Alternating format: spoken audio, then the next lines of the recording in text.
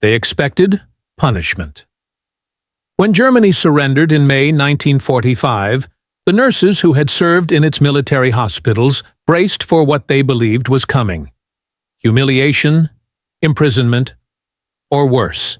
They had spent years patching up soldiers under the banner of a regime that had shattered the world.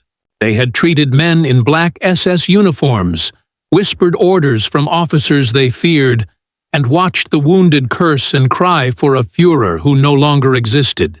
When the Reich collapsed, so did everything they knew: law, morality, identity. And when the Americans came through the gates, those women straightened their backs and prepared to be despised. But what they found was something far stranger.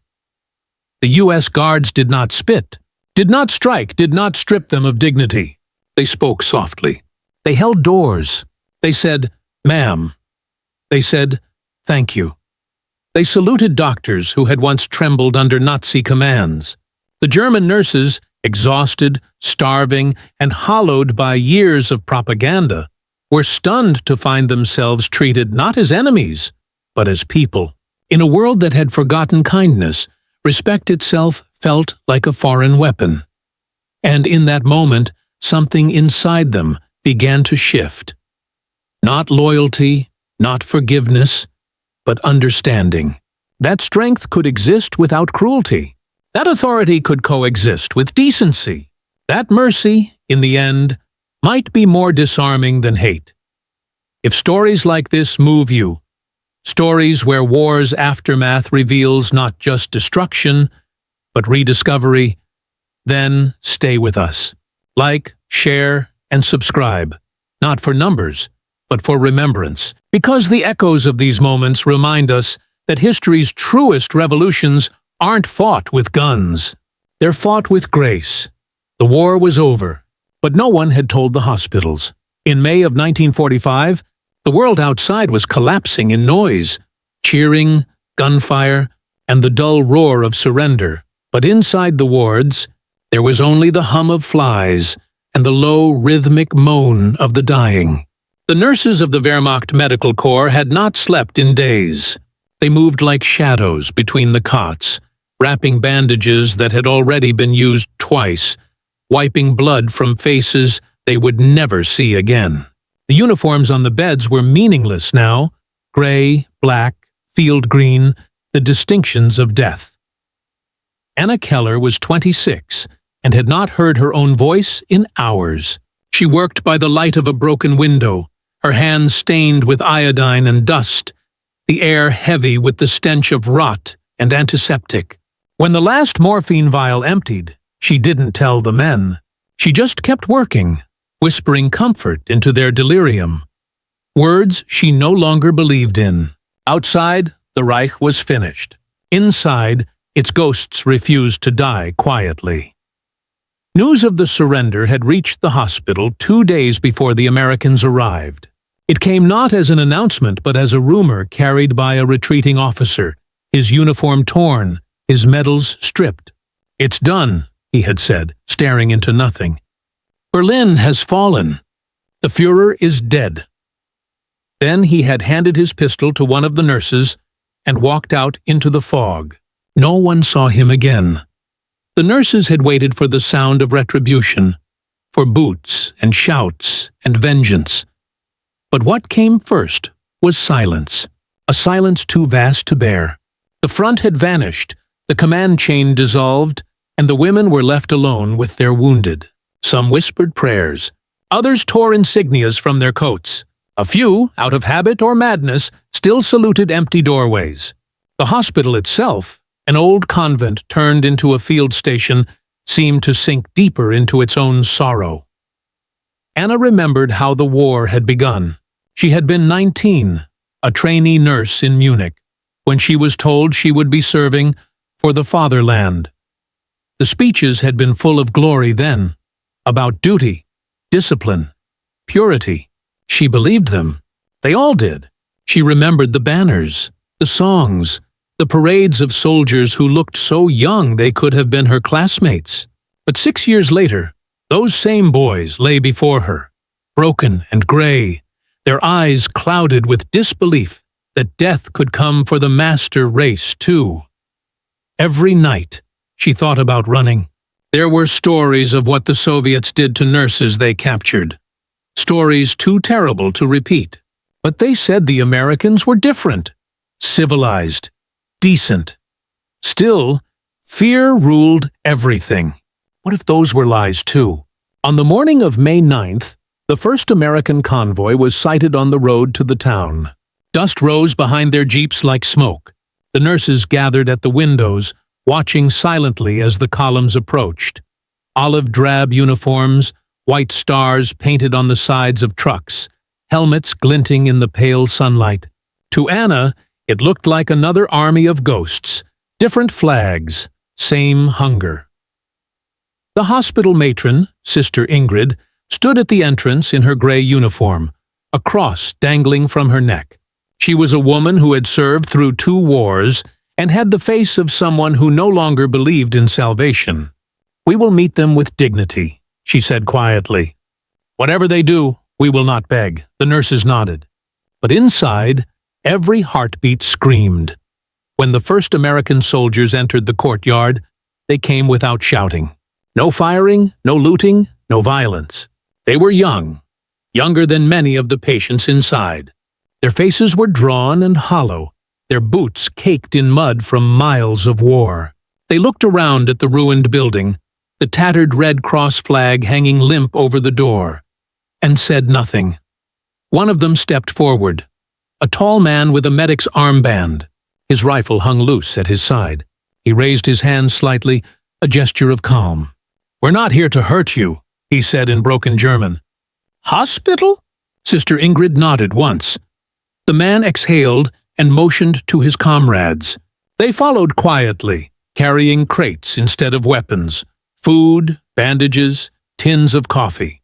The German nurses stared as the Americans began unloading supplies into their courtyard, working methodically, wordlessly, as though it were the most natural thing in the world. Anna didn't move. She was frozen by the dissonance of it.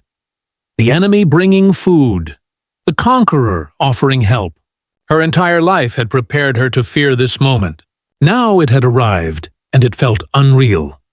One soldier passed her in the corridor. His uniform smelled of oil and soap, and he looked at her. Really looked, not through her. "Ma'am," he said softly, nodding as he passed. The word struck her harder than any weapon. No German man had ever called her that. Not officer, not patient, not anyone. For a second, she forgot where she was.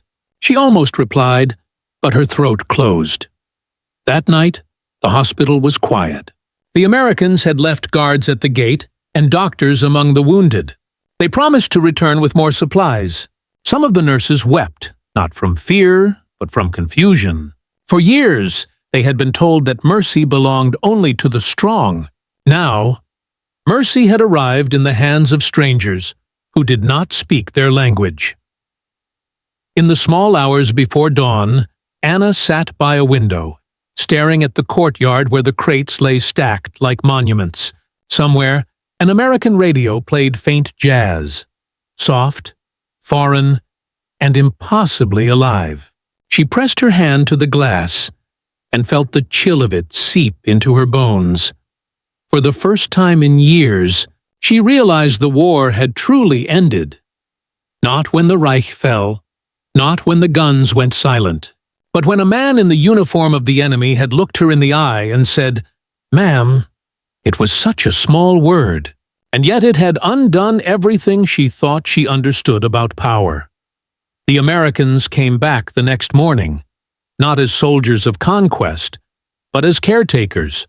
Their trucks rolled into the courtyard with a deep mechanical growl that set every window trembling, but there was no menace in it. Instead of shouting orders, they waved. Some even smiled, tentative and tired. For the nurses, it was almost unbearable. They stood in neat lines outside the hospital, their gray uniforms patched and faded, their white caps smudged with soot, their faces drawn from sleeplessness. The Red Cross flag above the gate fluttered weakly in the May wind, a symbol that no longer felt like protection, but apology. Anna watched from the doorway as the lead officer climbed down from his jeep. A captain, by the look of his bars, his uniform dusty from travel. He was not much older than her. His face was sunburned, his eyes bloodshot, yet there was something measured about his movements, as if he had seen too much chaos and refused to add to it. He glanced at the nurses, then removed his helmet, holding it against his chest. "We're here to help," he said simply. No one moved. They had been conditioned to expect deceit in kindness, a blow hidden behind every smile. Sister Ingrid, standing beside Anna, finally stepped forward. "This is a hospital," she said in careful English. "We have wounded, no weapons. Only nurses," the captain nodded. "That's what we were told." He turned to one of his men. "Bring the med kits." Within minutes, the courtyard became a strange harmony of two former enemies working side by side.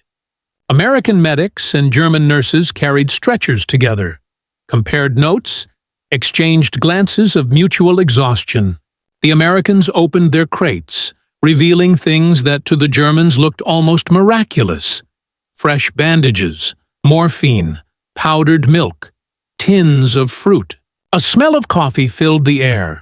Real coffee. Not the bitter substitute the nurses had brewed from roasted barley for years. Anna's hands shook as one of the soldiers handed her a tin cup filled with the steaming drink. "For you," he said. She hesitated, staring at the dark surface. Coffee had become a symbol of a life that belonged to someone else, a world of warmth and laughter. Now, holding it, she felt a tremor of memory she couldn't quite bear. "Thank you," she whispered, the words awkward in her mouth. The soldier smiled faintly. "You're welcome."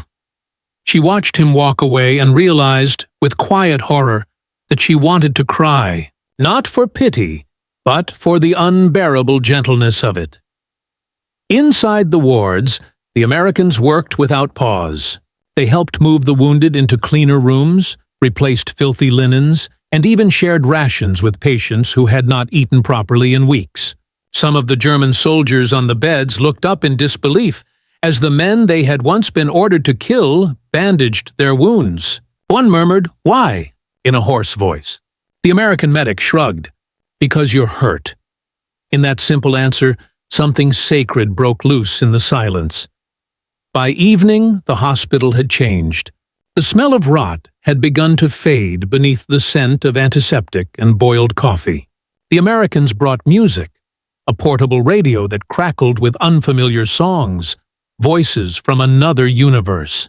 Some of the nurses lingered by the doorway, pretending to clean as they listened. The rhythm, the melody, the ease. It felt like sunlight on stone, but with the kindness came an ache. The women could not escape the weight of what they had served. Every act of decency from the Americans only deepened the contrast to what they had known. For years, they had been told that respect was weakness, that mercy was for the conquered. Now, standing before men who could have despised them but chose not to, they felt the ground shifting beneath them. Later that night, as Anna walked through the dim hallways, she found one of the Americans kneeling by the bed of a dying German boy, no more than 17. The medic was holding his hand, whispering something Anna couldn't hear. The boy's breathing was ragged, his eyes already unfocused. The medic stayed until the end, then closed the boy's eyes and placed a small tag on his wrist. When he stood, he saw Anna watching. He didn't speak. He only nodded once before leaving. She stood there long after he was gone, staring at the boy's still face. Her chest tightened with a strange, unbearable clarity that this, too, was war. Not the banners or the orders or the speeches, just this quiet, shared grief between enemies who no longer knew why they had fought. The next morning, the Americans asked if they could use part of the convent as a field office. Sister Ingrid agreed, and soon English words echoed down corridors that had once carried the sharp barks of German command. The difference was staggering. The tone was calm, conversational, even humorous. No one shouted. No one slapped subordinates. When one nurse accidentally dropped a tray of instruments, she flinched instinctively. But the American who saw it merely bent down to help. "No problem," he said, grinning. "Happens to me all the time." She nearly fainted from relief. As the days passed, the initial fear began to thaw. The Americans treated the nurses with a strange kind of equality. Not as prisoners, not as servants, but as colleagues. They asked questions, shared cigarettes, even taught a few of the women words in English. Laughter, hesitant, fragile, began to echo in the halls. Anna found herself speaking to the captain one evening while cleaning surgical tools. He asked about her family. She told him her brother had died at Stalingrad. He nodded slowly, then said, "My brother died in France." For a long time, they said nothing more. There was no comfort in the symmetry, only recognition. When he left, she stood in the doorway watching him go, the fading light painting his silhouette in gold. She felt a tremor she didn't understand. Not attraction, not even admiration, but something more profound. The realization that kindness from the enemy could wound more deeply than hate. By the week's end, the hospital had ceased to feel like a battlefield. The nurses no longer stood rigid when the guards passed. The Americans stopped carrying their rifles inside. The line between occupier and occupied had begun to blur, replaced by the shared fatigue of those who had seen too much death. Yet beneath the newfound calm, guilt lingered. For every smile exchanged, there was a whisper in the back of Anna's mind, a voice reminding her of the faces she had treated under the Reich's banner, of the orders she had followed without question. The Americans had freed her body. Her conscience remained a prisoner. And still, when one of them opened the door for her the next morning and said, "After you, ma'am," she found herself whispering the same quiet phrase she had used on that first day. "Thank you." Only this time, she meant it. The Americans stayed longer than anyone expected. What began as an occupation became a slow transformation, not of land, but of spirit. The nurses had imagined that the end of the war would come like a storm, cleansing the ruins in a single sweep. Instead, it came like the tide, creeping, persistent, reshaping everything it touched. For Anna, the days blurred into a strange rhythm of familiarity and strangeness. She still woke before dawn, still scrubbed the floors and changed the bandages, but now, when she stepped into the ward, she heard two languages instead of one. The Americans worked beside her as if they had always belonged there. Their laughter echoed down corridors once filled with orders barked in harsh German. It was disorienting, almost indecent, to hear joy in a place that had known only pain. But it wasn't joy that unsettled Anna the most. It was mercy. Mercy in the way the American medics handled the prisoners, men who had fought against them, who had killed their friends. Mercy in the way they offered cigarettes to the German wounded, spoke to them as equals, even cracked jokes. And mercy in the way they treated the nurses, not as remnants of a fallen enemy, but as women doing their duty in the wreckage of war. At first, Anna resisted it. She told herself it was weakness, or perhaps arrogance, a performance of virtue meant to humiliate. But the longer she watched, the harder it became to sustain the illusion. The Americans didn't act like conquerors. They acted like people who had simply grown tired of hating. One evening, she found herself watching Sergeant Miles, one of the medics, as he tried to comfort a German soldier who had lost his leg. The man was screaming, incoherent from pain and fever, his voice breaking into desperate pleas for morphine. Miles sat beside him, speaking softly, holding his hand.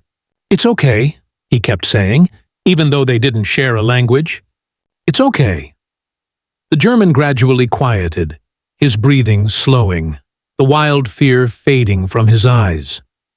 Miles stayed there long after the man fell asleep, just sitting in silence.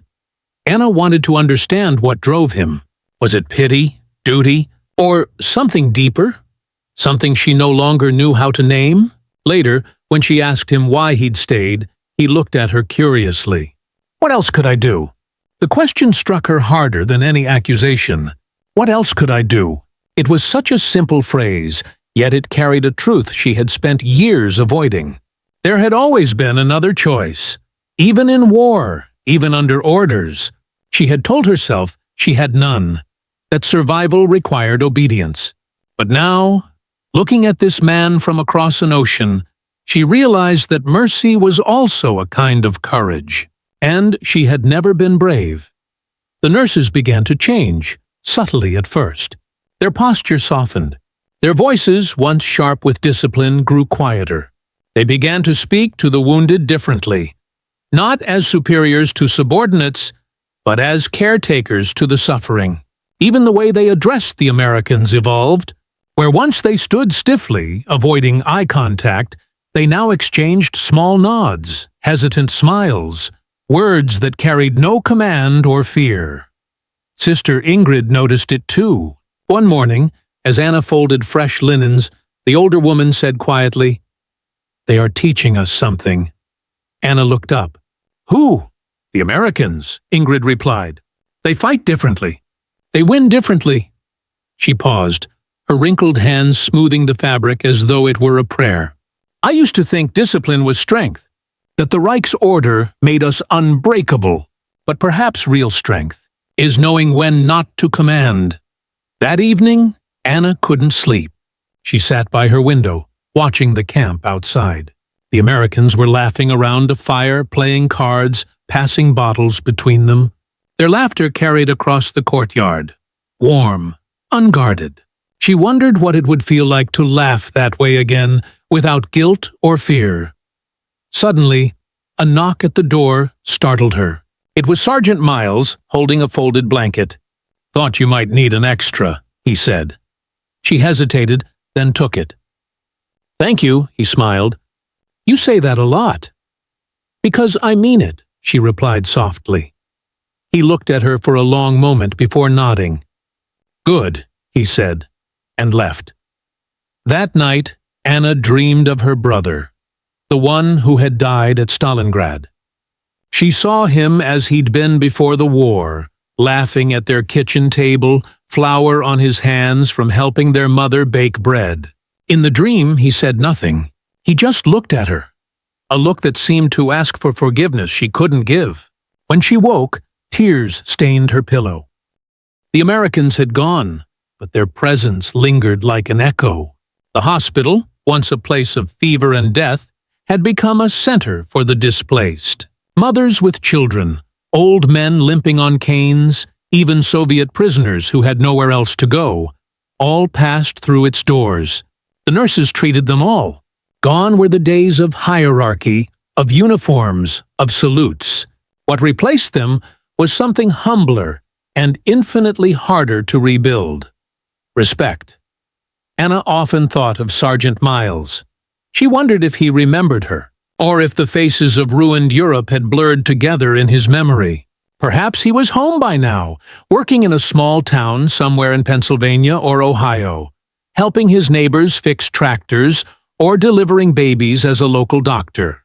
Perhaps he had forgotten the convent hospital, the gray-eyed German nurse who could barely speak English. But she hadn't forgotten him, or what his small acts of grace had taught her. For her, the war's end had not been a single moment. It had been a slow awakening, like thaw after a long winter. She remembered how the Americans had called her ma'am, how they had said please when they needed something, how they had thanked her even for the smallest tasks. It had seemed absurd at the time.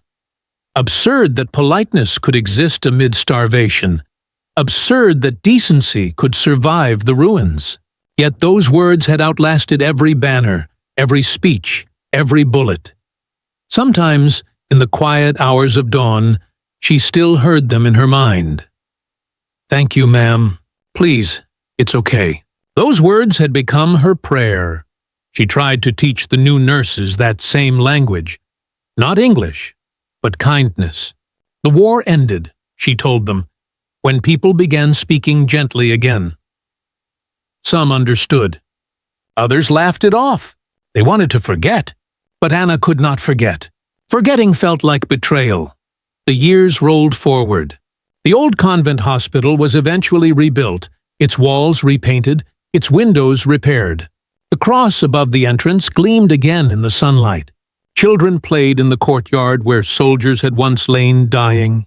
Every sound, a shout, a laugh, a church bell, seemed to push the ghosts further away. But at night, when the wind moved through the empty corridors, Anna still felt their presence. The past, she had learned, doesn't disappear. It teaches in whispers. In 1949, when West Germany was founded, a delegation from the new government visited the hospital. Among them were officials who had once worn the same uniforms as the men who'd sent her brother to Stalingrad. They spoke of democracy, of reconstruction, of a new beginning. But when one of them complimented the hospital's reputation for compassionate care, Anna said quietly, "We learned it from the Americans." The man blinked. "From the occupiers?" She nodded. "From the men who treated us better than we treated our own." The remark earned her a cold glance, but she didn't care. Truth, she had learned, wasn't meant to be comfortable. In the years that followed, the hospital became known for its gentleness. Refugees from across the region came there because they said the nurses listened. Listening, that simple act, had become the foundation of their healing. When a patient entered, they weren't asked for allegiance, for belief, for guilt. They were simply asked, "How can we help you?" Decades later, when journalists came to write about the post-war recovery, they would often cite the hospital as a symbol of moral rebirth. But for Anna, it was simpler than that. She had learned that kindness is not a lesson. It's a discipline. It must be practiced, guarded, spoken aloud even when the world forgets its meaning. In the early 1950s, she received a letter, yellowed, addressed in a neat American hand. It came from Pennsylvania. Miles.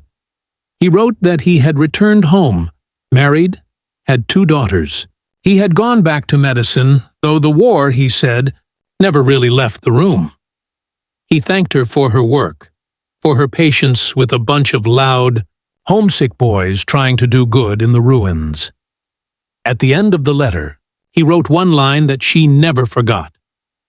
"You helped us remember that we were human too." She read that line over and over, tears blurring the ink. In all the years since the surrender, she had never thought that her presence, her silence, her endurance could have meant anything to them. She had believed herself the one being taught. But perhaps that was the truth of mercy. It moved in both directions, unseen but undeniable. When she retired, she kept the letter folded inside her Bible. She never spoke of it, but she often touched it before bed, as if reminding herself that what she had witnessed had been real. The town changed. The country changed. The old ruins gave way to glass and steel. Young people walked the streets without remembering what had once stood there. They laughed loudly, freely, unburdened by ghosts. And still, in some quiet corner of her mind, Anna carried the memory of that day in May 1945. The first day of the rest of her life, when an American soldier had looked at her with exhaustion and decency and said, "Ma'am, that memory was not about romance or gratitude. It was about the rediscovery of something elemental, the idea that human beings, no matter how deep their ruin, could still choose to be kind." Sometimes, former soldiers visited the hospital, old men now, their medals tucked away, their eyes watery and distant. They spoke of guilt, of nightmares, of the weight of what they had done. Anna listened, never condemning. She told them what she had told herself countless times, that remembering was not punishment, it was atonement. To forget was to risk becoming blind again, and yet she understood how easy forgetting could be. In 1965, on the 20th anniversary of the war's end, the town held a small ceremony in the square. Children sang, flags were raised, candles were lit for the dead. Anna stood among the crowd, her hair now streaked with gray, her hands clasped before her. When the mayor spoke of peace, she found herself thinking not of treaties or governments, but of a cup of coffee shared in a ruined courtyard, of laughter over ration tins, of the sound of foreign words that had once felt like miracles. After the ceremony, a young nurse from the hospital approached her. "Frau Keller," she said shyly, "why do you still talk about the Americans so often?" "Weren't they our enemies?" Anna looked at her. The girl's clean uniform, her unscarred hands, her untroubled eyes, and smiled faintly. "Once," she said, "but not forever. The war made us enemies. Kindness made us human again." That night, she walked home slowly through the quiet streets. The air was cool, the sky clear. Somewhere, music drifted from an open window. A jazz tune, faint and nostalgic, not unlike the one that had played from that American radio years before. For a moment, the past and the present folded together, and she felt an ache of gratitude so deep it hurt. At home, she sat by the window and opened Miles's letter again.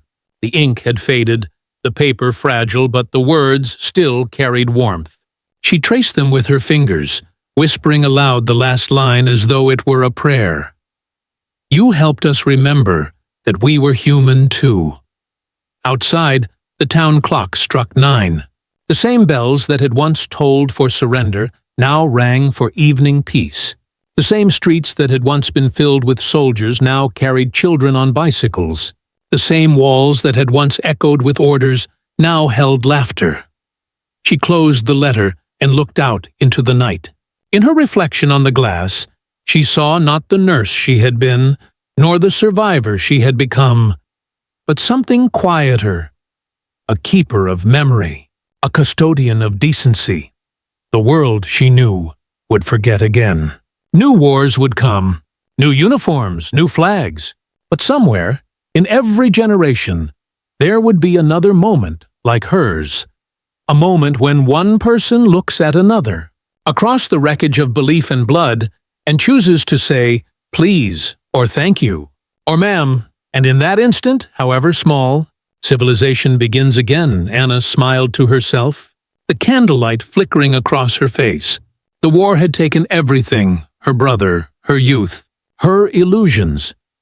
But it had left her one thing worth saving, the knowledge that kindness, once learned, can never fully die. As the wind rustled through the trees outside, carrying the faint scent of lilac from the garden below, she whispered one last time into the quiet room. Not a prayer, not a plea, but a promise. Never again silence. The candle burned low. The night deepened, and somewhere in the distance the bells kept ringing. Steady, human, alive. The next day she worked beside Miles again. They were cleaning the wounds of a young German boy no older than 16. His face was gray, his lips cracked from dehydration. When he whimpered in pain, Miles murmured something Anna didn't catch, dipping a rag into warm water. She found herself mimicking his tone, whispering soft words she hadn't used in years. "Shh, it's all right. You'll be all right." It struck her then. This was how healing sounded. Not the sterile commands of efficiency, not the silence of duty, but the quiet language of care. The Americans hadn't come to conquer the hospital. They had come to humanize it. Days later, when a shipment of supplies arrived from the nearby base, the captain gathered everyone, Americans and Germans alike, in the courtyard. "We're moving on soon," he announced. "Another unit will take over." A silence fell. None of the nurses spoke, but their faces said what words could not. Gratitude, fear, loss. That night, the Americans threw one last dinner, a modest celebration in the courtyard, with canned food, candles, and laughter. The nurses were invited. It felt wrong at first, surreal. But then someone played a harmonica, and a melody drifted through the air. Soft, melancholy, almost like home. Anna closed her eyes and let it wash over her. For a moment, the war seemed impossibly far away. Mercy, she realized, was not something given by victors to the defeated. It was the bridge that let both sides walk away from the edge of their own darkness. And in that courtyard, beneath the fractured stars of a Europe still learning how to breathe, Anna took her first step across it. When the Americans left, the silence returned. But it was not the same silence that had haunted the hospital before. This one was gentler, fuller somehow, as if the walls themselves remembered the laughter that had passed through them. The German nurses stood in the courtyard long after the last truck disappeared down the dirt road, their eyes fixed on the drifting dust that marked the path of their departure. Some waved, others couldn't. For many, it felt as though a light had been carried away. Not the light of victory, but of decency rediscovered. Days turned into weeks, and the nurses continued their work. The war's aftermath had created endless suffering. Refugees, widows, orphans, prisoners. The wounded no longer wore uniforms. They were simply people.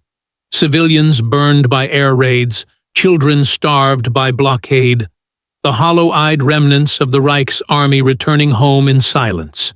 Anna treated them all.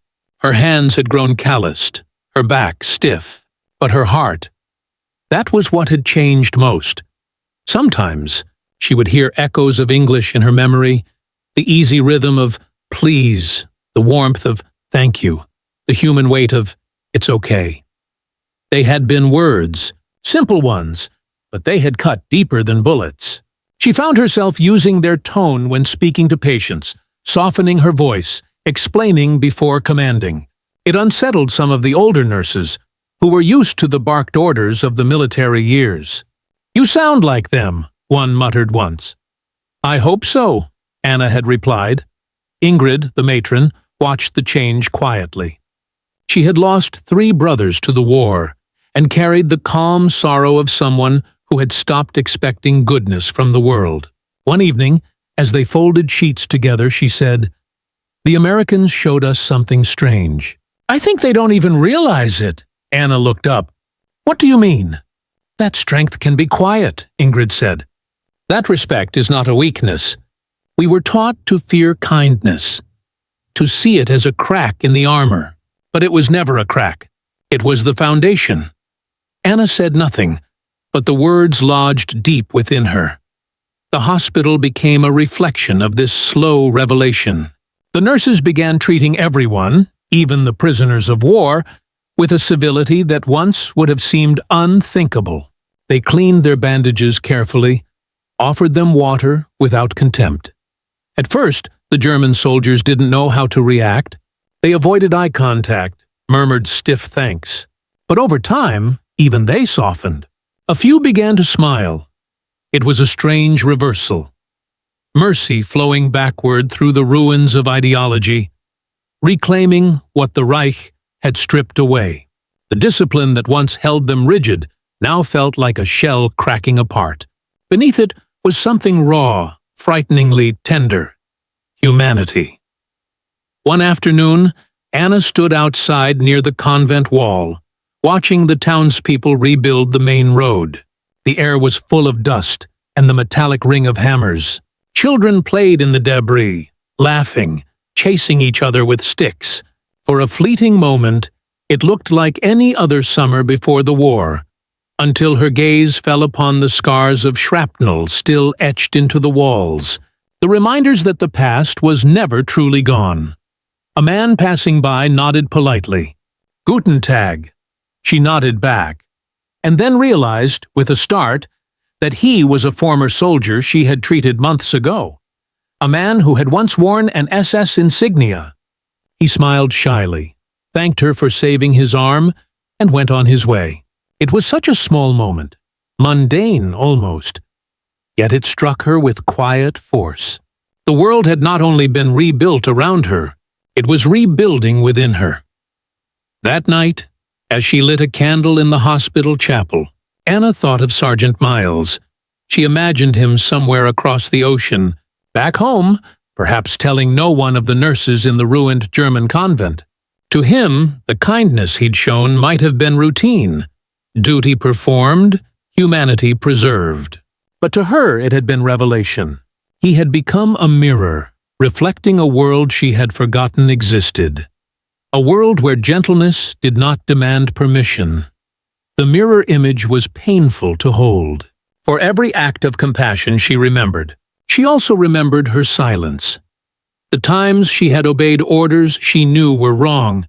The times she had looked away from cruelty because it was easier to survive than to resist. The Americans had not absolved her. They had exposed her. One evening she confided this to Ingrid. The older woman listened, her hands folded in her lap, her eyes fixed on the flickering candlelight. "We all did terrible things," Ingrid said softly. "Some by action, some by silence. But the Americans reminded us that we still had the choice to be human. Even now." Anna nodded, but the words twisted inside her. Choice. It was a word that haunted her now more than any command she'd ever followed. The hospital's days grew quieter as the months passed. Food became easier to find. The patients slowly dwindled. Life crept back in small, hesitant ways. A repaired piano in the recreation room, a vase of flowers on a windowsill, a laugh echoing down the corridor without shame. The women were learning, painfully, that peace required its own kind of discipline. One afternoon, a new group of refugees arrived.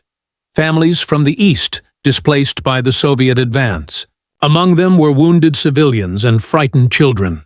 As Anna tended to a little girl with a burn on her arm, the child flinched at her touch. "Are you angry?" the girl asked in a small voice. Anna froze. "Angry? No," the child hesitated.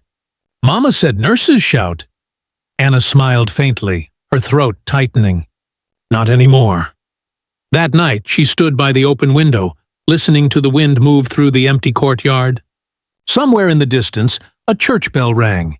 It sounded less like mourning now, more like memory. The Americans had been gone for weeks, but their absence had not erased their presence. It lingered in gestures, in voices, in the slow return of something sacred. Civility. The nurses no longer feared politeness. They no longer mistook compassion for submission. The mirror they had been shown remained, polished not by ideology, but by empathy. And each time Anna looked into it, she saw not an enemy, nor a nurse, nor a survivor, but a human being learning, slowly, painfully, to see herself again. And yet, beneath that fragile peace, a question remained, one that no sermon or reconstruction plan could answer. Could mercy truly heal a nation that had forgotten how to ask for it? The answer, Anna realized, would not come from politics or treaties. It would come from memory, from the way people treated each other when no one was watching. And that, perhaps, was the hardest lesson of all. Years passed, but the war never really left. It lived in the gaps between conversations, in the way doors closed softly after curfew, in the smell of wet earth that reminded people of bomb craters. Even as Germany rebuilt itself brick by brick, the silence of those years still clung to its walls like smoke.